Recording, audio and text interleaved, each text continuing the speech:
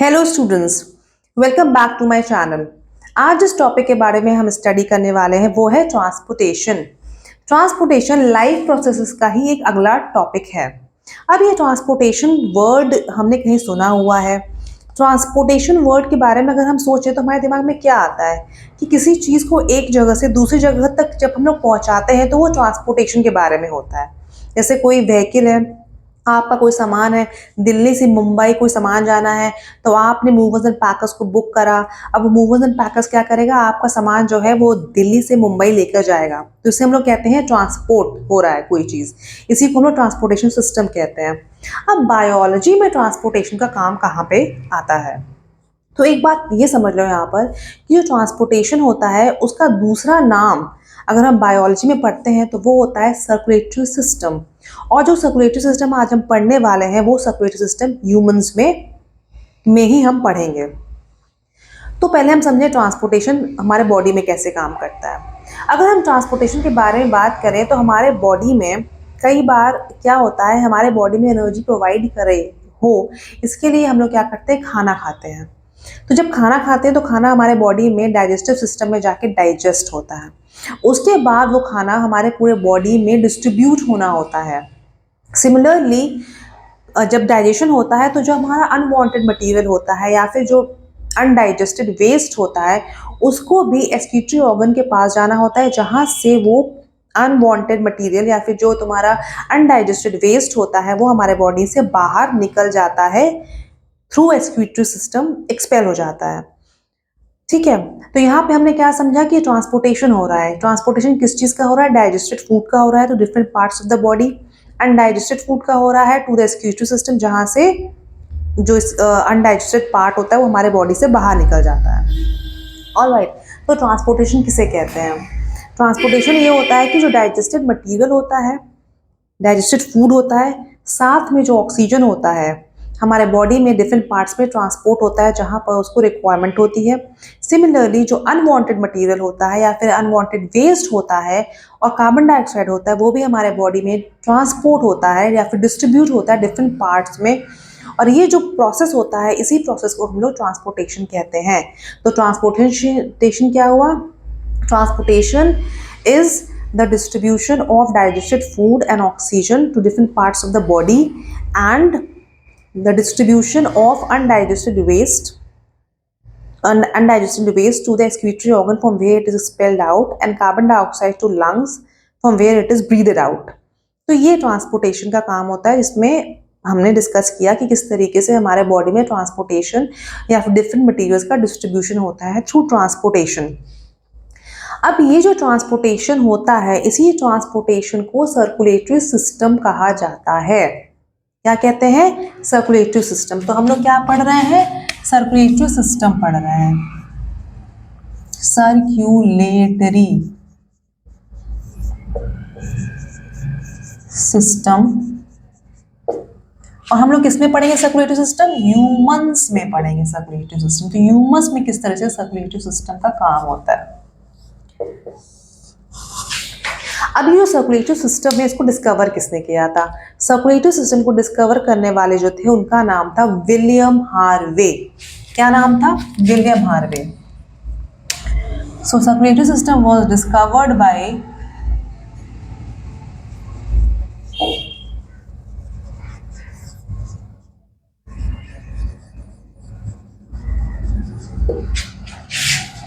William Harvey.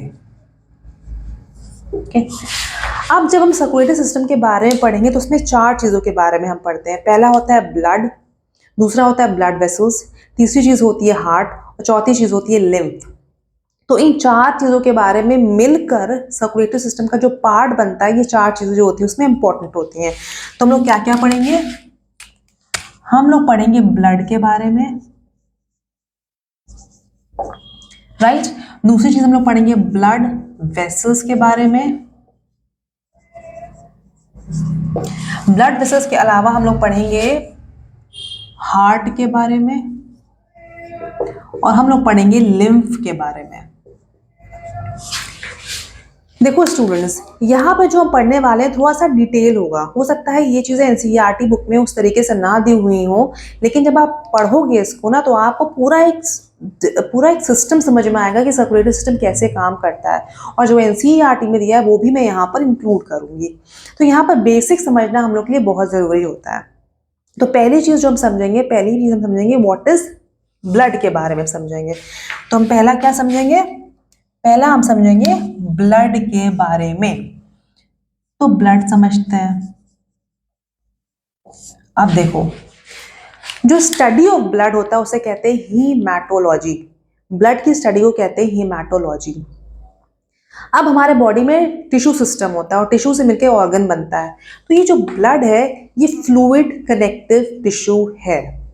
इसका जो pH होता है, पीएच क्या होता है? जो एसिडिटी और बेसिक चीज़ को बता पाता है कि कोई भी सॉल्ट है या कोई भी आपका लिक्विड है वो एसिड है कि बेसिक है। तो इसका जो पीएच होता है ये 7.4 होता है। पीएच अगर 7 से ज़्यादा हो तो वो किसकी तरफ जाता है? एल्कलाइन की तरफ जाता है। तो यहाँ पर पीएच जो होता है इसका 7.4 होता है, जिसकी वजह से ये स्लाइटली एल्कलाइन होता है। ठीक है। उसके बाद फिर ब्लड के बारे में हमें ये समझना है कि ब्लड जो होता है वो रेड इन कलर होता है। तो रेड कलर उसका इसलिए होता है क्योंकि उसमें हीमोग्लोबिन पिगमेंट पाया जाता है। और ये हीमोग्लोबिन पिगमेंट जो होता है ये क्रैब्स में या फिर कॉकरोचेस में एब्सेंट होता है, इसलिए उनका जो ब्लड होता है वो कलरलेस होता है। एक चीज़ और बहुत इंपॉर्टेंट होती है कि ब्लड जब आप पे कभी कभी कट हो जाता है तो कट होने पर जो ब्लड निकलता है उसका जो वो थोड़ा सा स्टिकी होता है, स्टिकी रेड कलर्ड फ्लूइड होता है और ये सॉल्टी इन टेस्ट होता है। तो हमने क्या पढ़ा? हमने समझा कि जो स्टडी ऑफ ब्लड होता है उसको हम लोग कहते हैं हीमैटोलॉजी। क्या कहते हैं? हीमैटोलॉजी। दूसरी इंपॉर्टेंट चीज ये है कि ब्लड जो होता है ये एक तरीके का फ्लूइड कनेक्टिव टिश्यू होता है। क्या होता है? Fluid connective tissue. टिश्यू में कई सारे टिश्यूज के बारे में हमने 9th स्टैंडर्ड में पढ़ रखा है, उसके बारे में आपको मैं पढ़ाऊंगी। अभी मैं 10th का चैप्टर ले रही हूँ एक, उसके बाद फिर मैं देखूंगी 9th का चैप्टर, 11th का लूंगी, फिर 12th का लूंगी, उसके बाद फिर 9th 10th 11th 12th इस तरीके से चलेगा हमारा। तो टिश्यू के बारे में मैं आपको पढ़ाऊंगी। टिश्यू के बारे में बेसिक आप यहाँ पे समझ लो कि जो ब्लड होता है वो फ्लूइड कनेक्टिव टिश्यू होता है। उसके बाद इसका पीएच के बारे में हमने समझा। पीएच इसका कैसा होता है?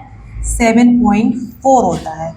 और उसके अलावा ये भी होता है कि ये स्टिकी रेड कलर्ड लिक्विड होता है जो कि सॉल्टी इन टेस्ट होता है। तो कैसा होता है? स्टिकी रेड कलर्ड, स्टिकी होता है, रेड कलर्ड लिक्विड होता है, सॉल्टी इन टेस्ट होता है। इसके अलावा हमने एक और चीज समझी, वो क्या था कि इसमें जो एक पिगमेंट पाया जाता है हीमोग्लोबिन, जिसकी वजह से इसका कलर जो होता है वो रेड होता है। तो कौन सा पिगमेंट पाया जाता है? Pigment found is haemoglobin. Pigment is haemoglobin. Haemoglobin जिसको हम लोग शॉर्ट में HB भी लिखते हैं। तो आगे जब हीमोग्लोबिन के बारे में बात होगी तो हम HB लिख देंगे। तो यहाँ पर क्या होता है? पिगमेंट जो होता है haemoglobin, that is something which is found. इसकी वजह से ही इसका जो कलर होता है, ब्लड का कलर जो होता है वो रेड होता है। लेकिन क्रैब्स की बात करें या कॉकरोचेस की बात करें, ये हमारे जनरल नॉलेज के लिए है कि क्रैब्स या कॉकरोचेस के बारे में बात करें तो उनका जो ब्लड का कलर होता है वो कलरलेस होता है, मतलब उसमें कोई हीमोग्लोबिन पिगमेंट तो होता नहीं है, इसीलिए उनका ब्लड जो होता है वो कलरलेस होता है। हमारा ब्लड जो होता है यानी कि जो ह्यूमंस का ब्लड होता है that is something which is red in colour because of the presence of the pigment haemoglobin. तो हमने ये इंपॉर्टेंट चीज़ समझी। अब हम समझे functions of the blood. Functions of the blood हम एक तरीके से समझ चुके हैं। फंक्शंस ऑफ द ब्लड का काम, मेन काम जो होता है ब्लड का वो होता है ट्रांसपोर्ट। तो डाइजेस्टेड मटेरियल को भी ट्रांसपोर्ट करता है different parts of the body में, ऑक्सीजन को भी ट्रांसपोर्ट करता है जहाँ रिक्वायरमेंट होती है, अनडाइजेस्टेड वेस्ट को ट्रांसपोर्ट करता है एक्सक्रीटरी ऑर्गन के पास जहाँ से वो एक्सपेल हो जाता है, कार्बन डाइऑक्साइड को ट्रांसपोर्ट करता है from different parts of the body to the lungs जहाँ से वो एक्सहेल्ड आउट हो जाता है, मतलब बॉडी से बाहर निकल जाता है।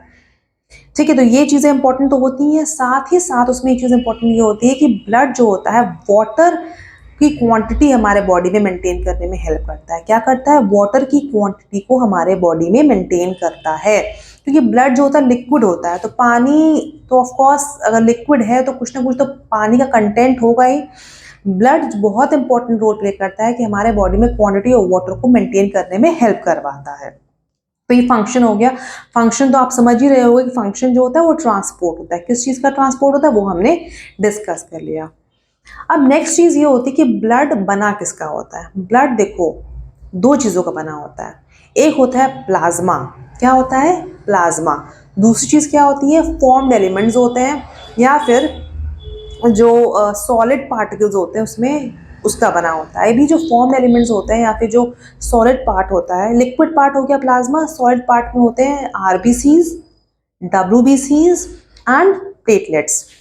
तो हम यहाँ समझ लेते हैं, हमने फंक्शन समझा। फंक्शन जो होता है, फंक्शन जो होता है वो है ट्रांसपोर्ट। ट्रांसपोर्ट किस चीज़ का ट्रांसपोर्ट होता है वो हमने समझ लिया। उसके बाद जो नेक्स्ट चीज़ होती है वो होती है function, that is the most important part of it. Next चीज़ होती है इसमें ब्लड के पार्ट्स क्या होते हैं। ब्लड के जो पार्ट्स होते हैं वो दो पार्ट्स होते हैं। पहला होता है आपका लिक्विड पार्ट। जो लिक्विड पार्ट होता है उसे कहते हैं प्लाज्मा। क्या कहते हैं? प्लाज्मा। तो अब पहले लिक्विड पार्ट के बारे में समझ लेते हैं कि प्लाज्मा क्या होता है। प्लाज्मा के बारे में अगर हम समझें तो उसमें देखो पहली बात तो ये होती है जो ब्लड होता है उसका जो 55 से 60% यानी कि 55 to 65% ऑफ ब्लड जो होता है वो प्लाज्मा का ही बना होता है। दूसरी चीज़ होती है ये स्ट्रॉ कलर्ड लिक्विड होता है।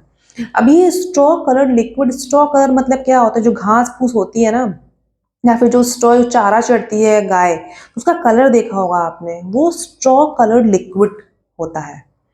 ठीक है, इसका काम होता है कि फूड को, खाने को और हार्मोन्स को ट्रांसपोर्ट करने में हेल्प करता है। उसके अलावा इसका बहुत इंपॉर्टेंट काम और भी होता है, जैसे ये इम्यूनिटी को मेंटेन करता है और ये बॉडी में डिस्ट्रीब्यूशन ऑफ हीट को भी इक्वल करता है। मतलब बॉडी में ऐसा नहीं होगा कि यहाँ पे पैर में ज़्यादा गर्मी होगी और बॉडी में, हाथ में कम गर्मी होगी। वो इक्वल डिस्ट्रीब्यूशन हीट करता है। इसकी वजह से पूरी बॉडी में जो हीट होता है that is something which is the same. Heat कम या ज़्यादा नहीं होता है। तो प्लाज्मा के बारे में हमने समझा। देखो प्लाज्मा को हमने क्या समझा कि 55 से 60% जो होता है, 55 to 60% जो ब्लड होता है वो प्लाज्मा का ही बना होता है। दूसरी चीज़ हमने समझी कि ये स्ट्रॉ कलर्ड होता है। कैसा होता है? स्ट्रॉ कलर्ड होता है। उसके बाद हमने क्या समझा? हमने समझा कि ये जो होता है, ये जो प्लाज्मा होता है ये इम्यूनिटी को मेंटेन करने में हेल्प करता है, ट्रांसपोर्ट करता है फूड या हार्मोन्स को। किसको ट्रांसपोर्ट करता है? फूड को ट्रांसपोर्ट करता है, फूड या फिर हार्मोन्स को ट्रांसपोर्ट करने में हेल्प करता है। और उसके अलावा इक्वल डिस्ट्रीब्यूशन ऑफ हीट, यानी कि हमारे बॉडी में जो भी हीट जनरेट होती है वो हीट जो होती है पूरे बॉडी में इक्वली डिस्ट्रीब्यूट करती है। और ये काम कौन करता है? प्लाज्मा करता है। तो क्या करता है? Equal distribution of heat.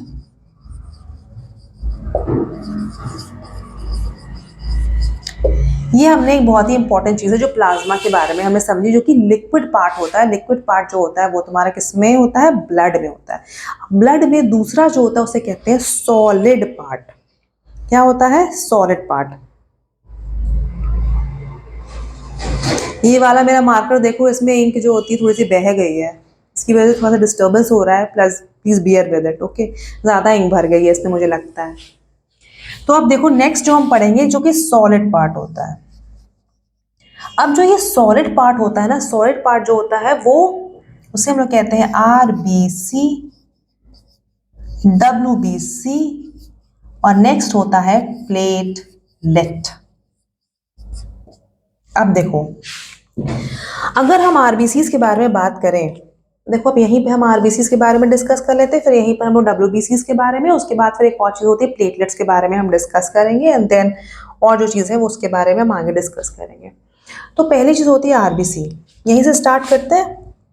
ठीक है, आरबीसी के बारे में यहीं से स्टार्ट करते हैं। तो ये थोड़ा सा हम यहाँ पे लाइन ड्रॉ करते हैं जिससे कि हमें कंफ्यूजन ना हो। तो देखो आरबीसी क्या होता है। जो आरबीसी होता है ना उसको हम लोग इरिथ्रोसाइट्स भी कहते हैं। क्या कहते हैं? इरिथ्रोसाइट्स। इरिथ्रो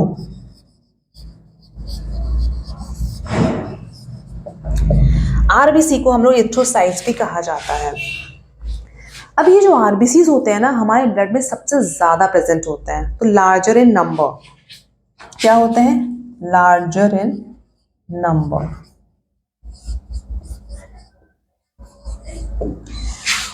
आरबीसी भी एक सेल है, सेल में न्यूक्लियस पाया जाता है, लेकिन जो मैमल्स होते हैं उनके आरबीसीज में न्यूक्लियस एब्सेंट होता है। ठीक है, तो आरबीसी ऑफ मैमल्स जो होता है, RBC of mammals have no nucleus.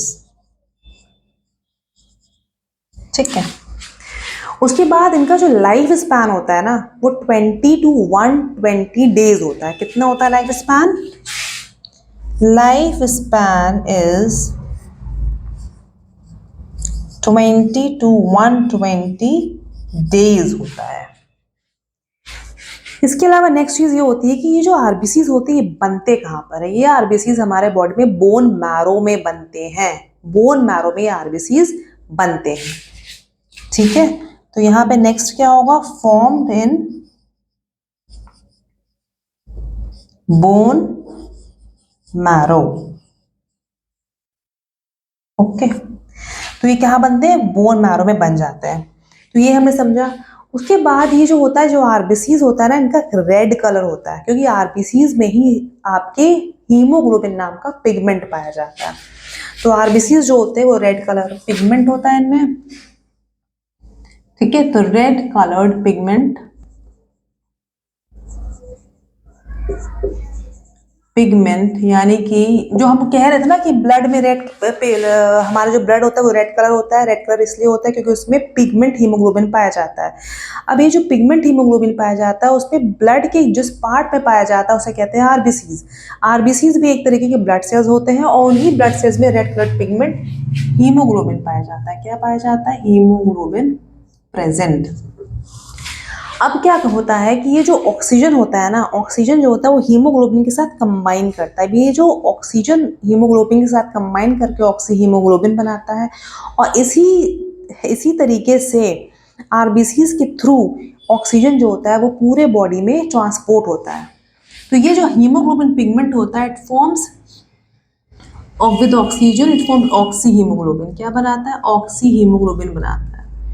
ठीक है, और दूसरी बड़ी इंपॉर्टेंट चीज़ ये होती है कि ये जो हीमोग्लोबिन होता है ना, ये जो हीमोग्लोबिन होता है या फिर हम ये कहेंगे कि ये जो कार्बन मोनोऑक्साइड होता है ना, कार्बन मोनोऑक्साइड को हीमोग्लोबिन की बहुत हाई एफिनिटी होती है, या फिर ये कह सकते हैं या फिर हीमोग्लोबिन को कार्बन मोनोऑक्साइड की बहुत हाई एफिनिटी होती है। हाई एफिनिटी का मतलब ये होता है कि अगर कार्बन मोनोऑक्साइड प्रेजेंट है या फिर आपने कार्बन मोनोऑक्साइड इनहेल कर लिया तो ऑक्सीजन से कंबाइन करने की जगह पे हीमोग्लोबिन जो होगा कार्बन मोनोऑक्साइड के साथ कंबाइन हो जाएगा। किसके साथ कंबाइन हो जाएगा? कार्बन मोनोऑक्साइड के साथ कंबाइन हो जाएगा और बना लेगा कार्बोक्सी हीमोग्लोबिन। तो यहाँ पे क्या हुआ? ऑक्सीजन एक तरीके से रिप्लेस हो गया और कार्बन मोनोऑक्साइड ने हीमोग्लोबिन के साथ कंबाइन करके कार्बोक्सी हीमोग्लोबिन बना लिया। ये जो होता है it is a very major cause of suffocation, और सफोकेशन से डेथ भी हो सकती है। अगर कार्बन मोनोऑक्साइड का कंटेंट हमारे एटमॉस्फेयर में ज़्यादा हो जाता है और वो हम इनहेल कर लेते हैं तो हमारे आरबीसीज में जो हीमोग्लोबिन प्रेजेंट होते हैं वो ऑक्सीजन के साथ कंबाइन ना करके कार्बन मोनोऑक्साइड के साथ कंबाइन करेंगे, क्योंकि हीमोग्लोबिन का कार्बन मोनोऑक्साइड के साथ कंबाइन करने की एफिनिटी ऑक्सीजन से ज़्यादा होती है। अगर ऐसा होता है तो सफोकेशन होगा and that suffocation will lead to death. तो यहाँ पर मैंने समझा कि हीमोग्लोबिन प्रेजेंट होता है तो ऑक्सी हीमोग्लोबिन बनता है। साथ ही साथ affinity for high affinity for carbon monoxide, जिसकी वजह से वो कार्बमिनो हीमोग्लोबिन बना लेता है, which might lead to suffocation and death, leading to suffocation and followed by death, suffocation and death। तो ये चीज हमें समझनी बहुत ज्यादा जरूरी है। तो यहाँ पर क्या समझा हमने कि यहाँ पर एक चीज और इम्पोर्टेंट है कि जो ऑक्सीजन होता है वो क्या होता है, हीमोग्लोबिन के साथ कंबाइन करके आरबीसीज के थ्रू ट्रांसपोर्ट होता है। उसके अलावा ये होता है स्प्लीन जो होता है वो ग्रेवयार्ड होता है आरबीसीज का, यानी कि आरबीसीज बनते कहाँ हैं, आरबीसीज जो होते हैं वो बनते हैं आपके बोन मैरो में, लेकिन जो ग्रेवयार्ड होता है आरबीसीज का उसे हम लोग कहते हैं स्प्लीन, यानी कि आरबीसीज जो होते हैं वो स्प्लीन में जाकर खत्म होते हैं। तो spleen is what, spleen is the graveyard of, spleen is the graveyard, graveyard of hemo of RBCs, RBCs. Okay, तो यहाँ पे ये चीज़ हो गई। तो हमने समझा जो आरबीसीज में जो हमें सबसे इंपॉर्टेंट चीज़ समझी, तो आरबीसीज में क्या समझा हमने कि आरबीसीज का जो दूसरा नाम होता है उसे हम लोग कहते हैं इरिथ्रोसाइट्स। ठीक है, आरबीसीज जो होते हैं वो रेड कलर्ड होते हैं। ठीक है, तो इरिथ्रोसाइट्स होते हैं उनका नाम। उसके बाद दूसरी इंपॉर्टेंट रेड कलर्ड होते हैं आरबीसीज, रेड ब्लड सेल, यानी कि ये रेड कलर्ड होते हैं। उसके बाद जो नेक्स्ट चीज़ हमें समझे कि आरबीसीज जो होते हैं वो जो जैसे आरबीसीज हो गए, डब्ल्यूबीसीज हो गए और आपके प्लेटलेट्स हो गए। ठीक है, तो आरबीसीज जो होते हैं वो सबसे ज़्यादा पाए जाते हैं ब्लड में। आरबीसीज इन तीनों में सबसे ज़्यादा आरबीसीज पाए जाते हैं। ओके, उसके अलावा क्या समझा हमने कि आरबीसीज जो होते हैं उनके जो सेल होता है, आरबीसी जो होता है उसमें न्यूक्लियस नहीं पाया जाता है in case of mammals. Okay, उसके बाद इनकी जो लाइफ स्पैन होती है वो 20 to 120 डेज की लाइफ स्पैन होती है। ये बनते कहाँ पर हैं, बोन मैरो में बनते हैं। ठीक है, इनमें एक ये जो रेड कलर होता है ये because of the presence of the pigment haemoglobin होता है, वो हमने समझा। अब यहाँ पर एक चीज़ और हमने समझी कि ऑक्सीजन जो होता है वो हीमोग्लोबिन के साथ ही कंबाइन करता है और आरबीसीज के थ्रू पूरे बॉडी में ट्रांसपोर्ट होता है। और दूसरी चीज़ हमने ये समझी कि जो ये आरबीसीज होते हैं इसमें जो हीमोग्लोबिन होता है इनमें कार्बन मोनोऑक्साइड से कंबाइन करने के लिए काफ़ी ज़्यादा हाई एफिनिटी होती है। इसलिए अगर ऑक्सीजन है और कार्बन मोनोऑक्साइड है तो हीमोग्लोबिन जो होता है वो कार्बन मोनोऑक्साइड के साथ कंबाइन करेगा और कार्बोक्सी हीमोग्लोबिन बनाएगा, which might lead to suffocation followed by death. और एक और चीज़ हमने क्या समझी, हमने समझी कि आरबीसीज के थ्रू जो होता है वो आरबीसीज के थ्रू ऑक्सीजन ट्रांसपोर्ट होता है, और जो स्प्लीन होता है that is something which is the graveyard of RBCs. अब हमने आरबीसीज के बारे में समझ लिया। दूसरा जो होता है सॉलिड पार्ट उसे हम लोग क्या कहते हैं, डब्ल्यूबीसीज कहते हैं। अब डब्ल्यूबीसीज का दूसरा नाम होता है ल्यूकोसाइट। ठीक है, तो हम लोग डब्ल्यूबीसीज के बारे में पढ़ लेते हैं। पहले यहाँ पर पढ़ते हैं डब्ल्यूबीसीज के बारे में। डब्ल्यूबीसीज जो होते हैं वो होते हैं वाइट ब्लड सेल्स, और डब्ल्यूबीसीज का जो नाम होता है उसे हम लोग कहते हैं ल्यूकोसाइट्स। अब डब्ल्यूबीसी के बारे में समझें।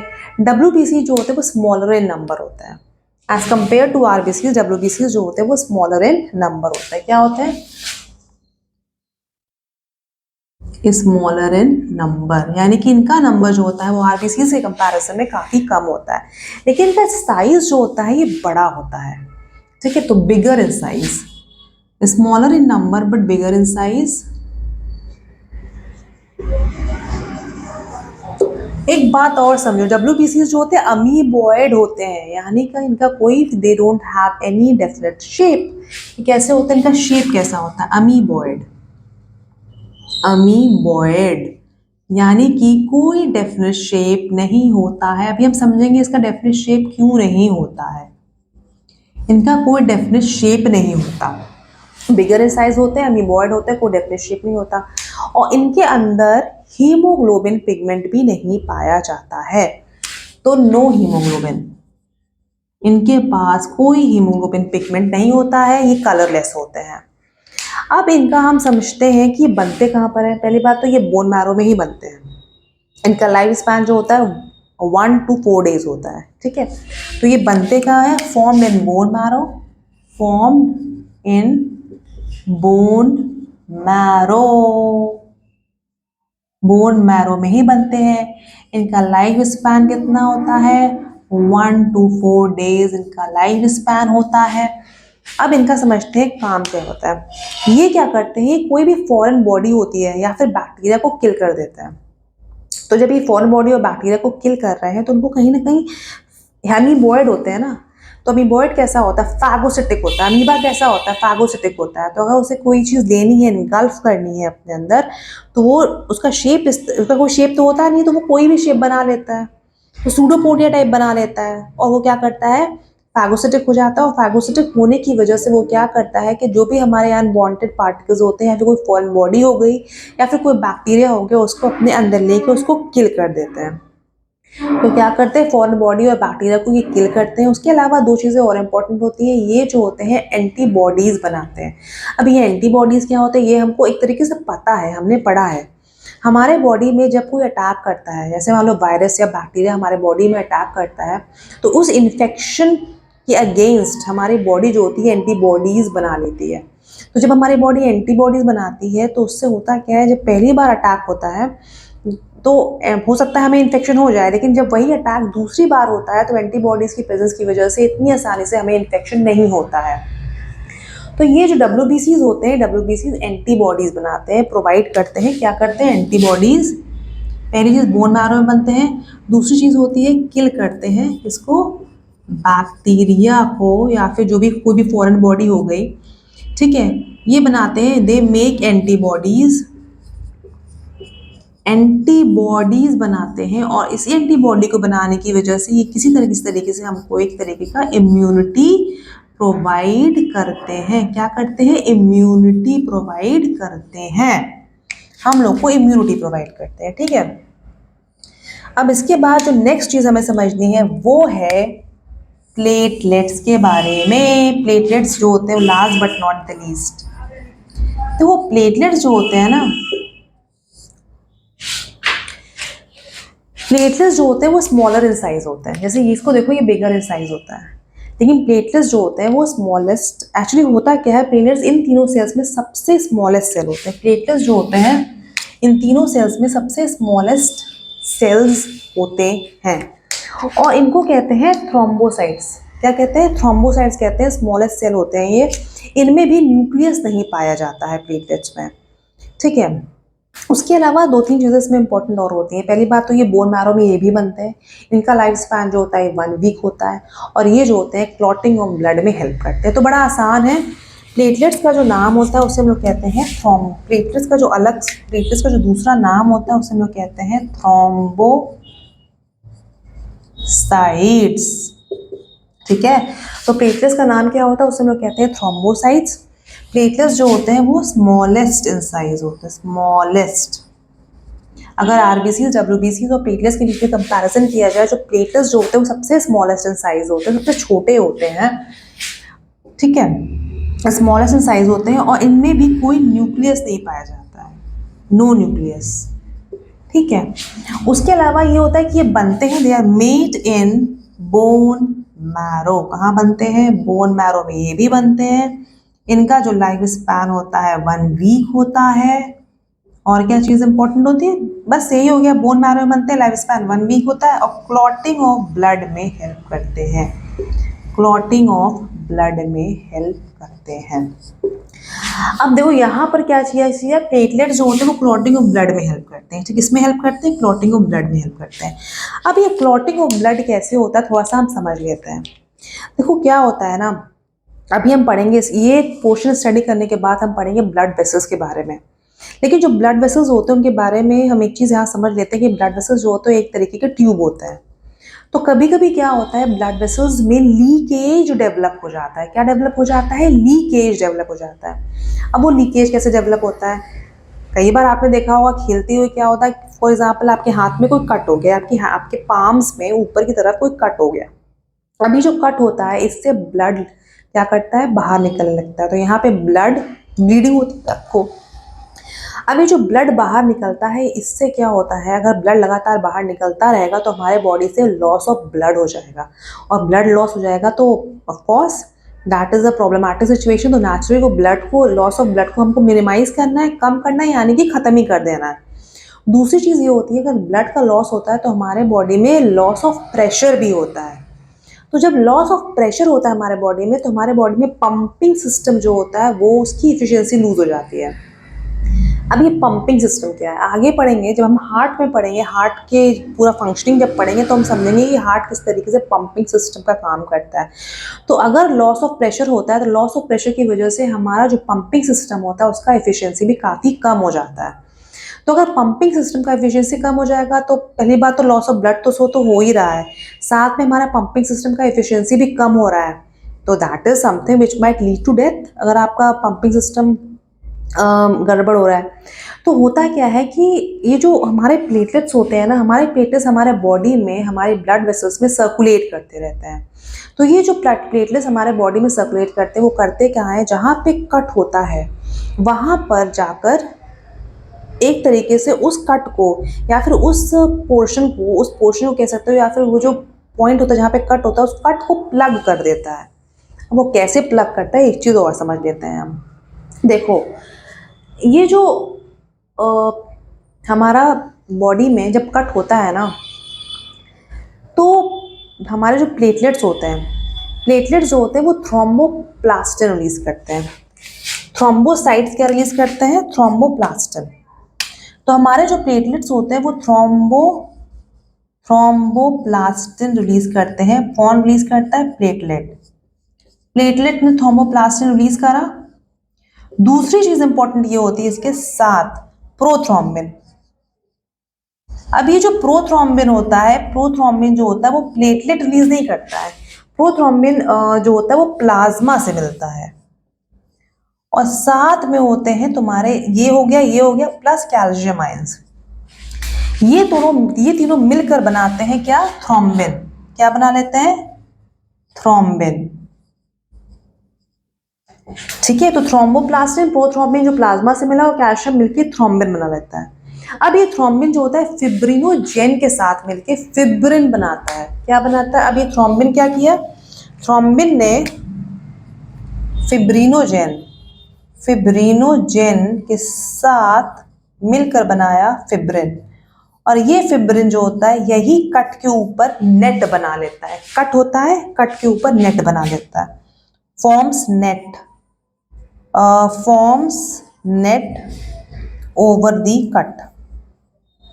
ठीक है, तो जब नेट बना लेता है कट के ऊपर तो वो क्लॉट हो जाता है, ब्लड, वो जो पोर्शन होता है जहाँ पे कट हुआ होता है वो क्लॉटिंग हो जाती है, तो ब्लड फ्लो करना बंद हो जाता है। अब यहाँ पर ये हम समझते हैं कि हमारे ब्लड के अंदर तो प्लेटलेट्स घूमते रहते, तो वहाँ क्लॉटिंग क्यों नहीं होती, क्योंकि वहाँ पे एक चीज़ पाई जाती है जिसे हम लोग कहते हैं हेपारिन। तो ब्लड में जो होता है हेपारिन पाया जाता है, that is something which prevents the clotting of blood. तो ब्लड में क्या पाया जाता है, हेपारिन पाया जाता है।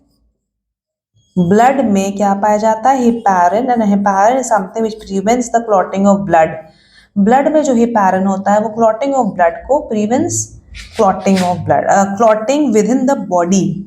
बॉडी के अंदर क्लॉटिंग हो जाएगी तो फिर तो ब्लड फ्लो ही नहीं करेगा, तो ट्रांसपोर्टेशन ही नहीं होगा। ट्रांसपोर्टेशन नहीं होगा तो क्या प्रॉब्लम हो सकती है वो आप समझ ही सकते हो।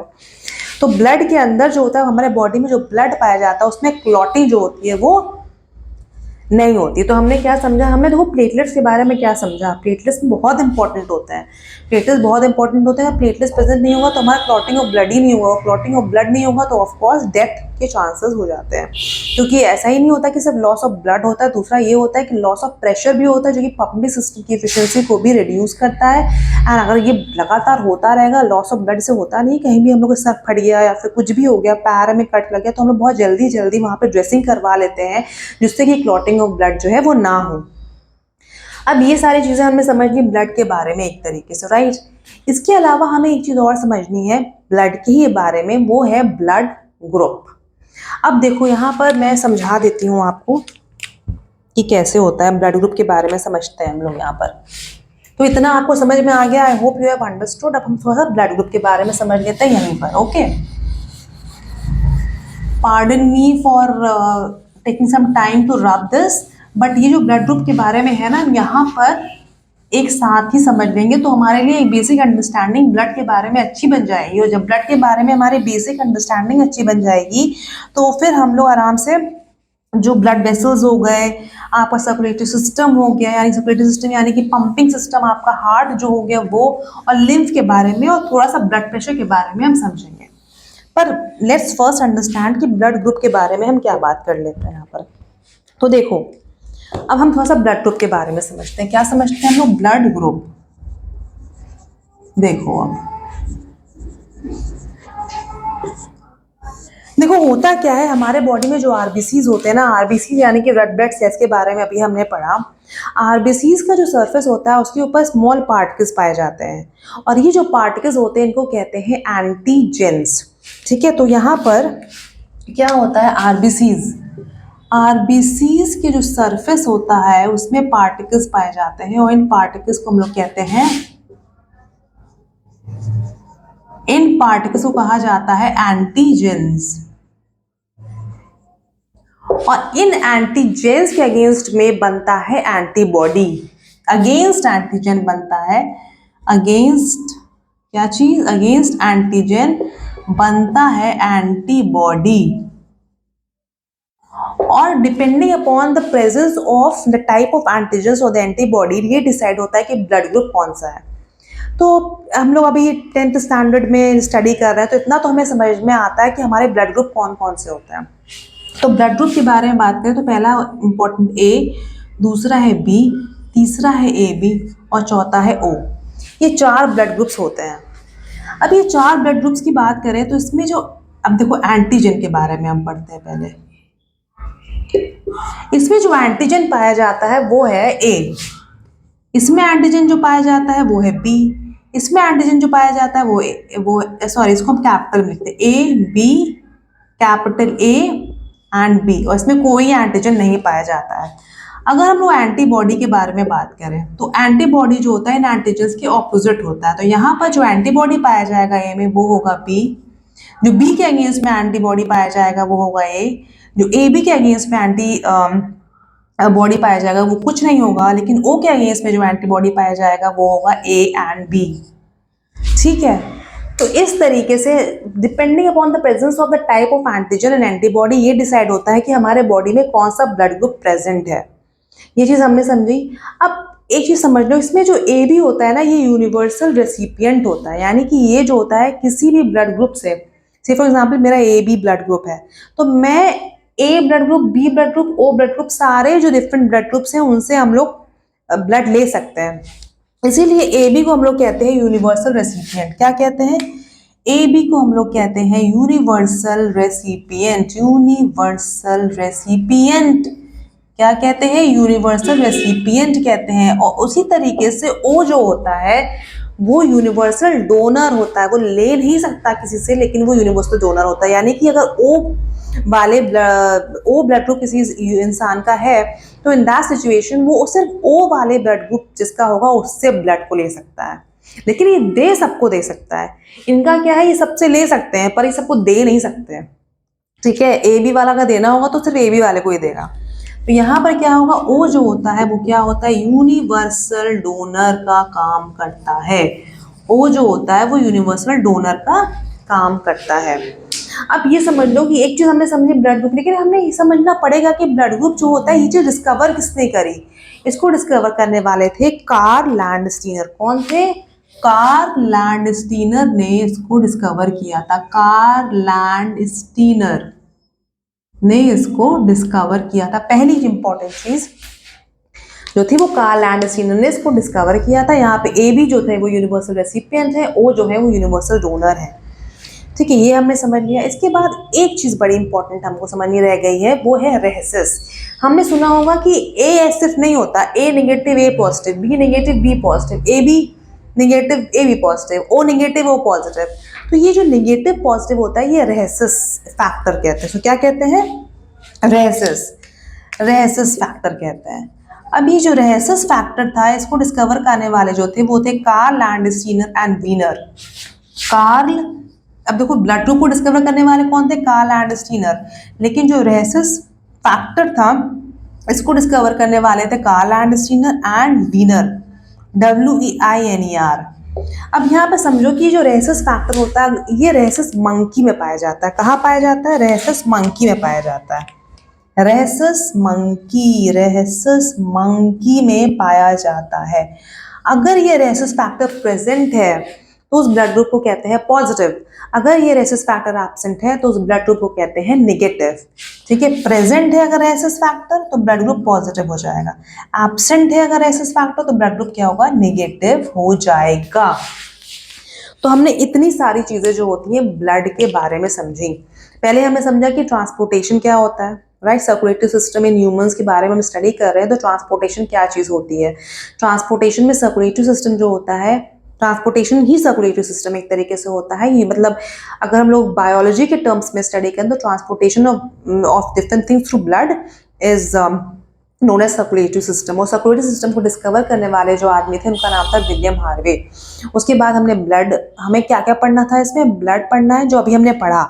इसके बाद हमें ब्लड वेसल्स के बारे में स्टडी करना है। ब्लड वेसल्स के अलावा हमको हार्ट यानी कि सर्कुलेटरी सिस्टम जो हमारा हार्ट है वो, लिम्फ के बारे में स्टडी करना है, थोड़ा सा ब्लड प्रेशर के बारे में हमको समझना है।